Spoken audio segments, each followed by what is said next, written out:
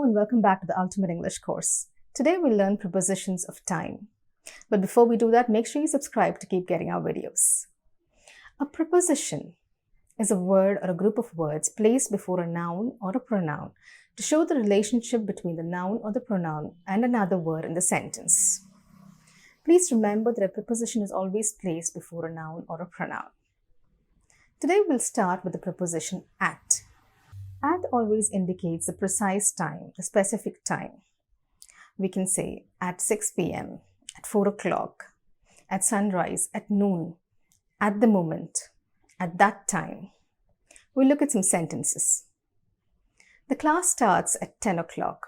That's a precise time. Or there's no one in the room at the moment. At the moment means now. Or it was still dark at that time. So you can see that in all these three sentences, we're referring to a precise time. We can also use at in expressions like at night or at the weekend, which means during the night or during the weekend. Examples: Roxanne always does her work at night, or see you at the weekend. Now next we'll look at the usage of in. In is always used with months, years, seasons, centuries, and long periods of time. We can say in June, in 1952, in the Stone Age, in summer. Look at these sentences. She was born in 1952.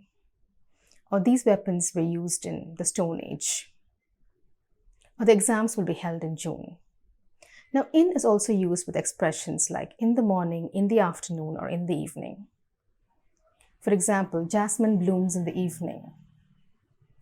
But I get up early in the morning. Next, we'll move on to the usage of on. On is always used with days and dates. For example, on Monday, on Tuesday, on Children's Day, on Independence Day, on that day. Look at these sentences. We get together on Sundays. The flag is hoisted on Independence Day. And there's another important thing to note. We don't use at, in, or on with words like today, tomorrow, or yesterday. And also when we use the words last, next, this, or every with days of the week, months, years, seasons, or public holidays. Look at these sentences. They went to Delhi last April. I go home every Christmas. Or she's opening the restaurant next Tuesday. Now next, let's look at the usage of since. Since always refers to a period of time from a point of time in the past until now. For example, she's been sick since Monday. That is from Monday until now. Or they've been working since 7 a.m. Now next, let's look at the usage of until. Until marks the end of an action. For example, she'll be here until Monday. Or the meeting will continue until 8 o'clock. And by means before, not later than. This work will be completed by noon tomorrow. That is not later than that. That is the meaning. Or please be here by 6 p.m. The next preposition we have is from. From always shows the starting time. For example, the applications will be accepted from Monday. Or the office is open from 10 a.m. to 6 p.m. Now let's look at the usage of during. During refers to the time from the beginning to the end of a particular period. For example, the mobile phones have to be switched off during the class, that is from the beginning to the end of the class. Or it can also mean at some point between the beginning and end of a period. For example, he got up several times during the event. Now let's look at the usage of for. For is used with a period of time to indicate the length of time. For example, Brian lived here for 6 years. That is the length of time. Or they had to walk for 3 hours to reach the place.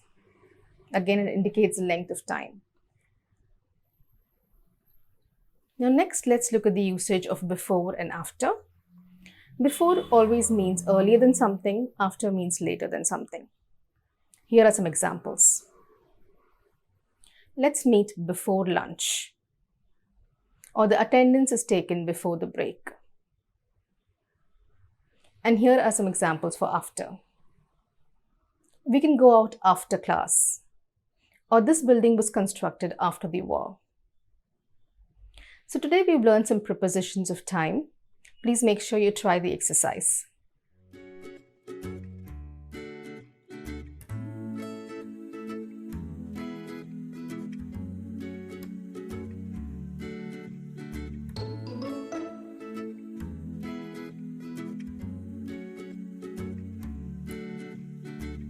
Don't forget to like, share, and subscribe. Thank you so much.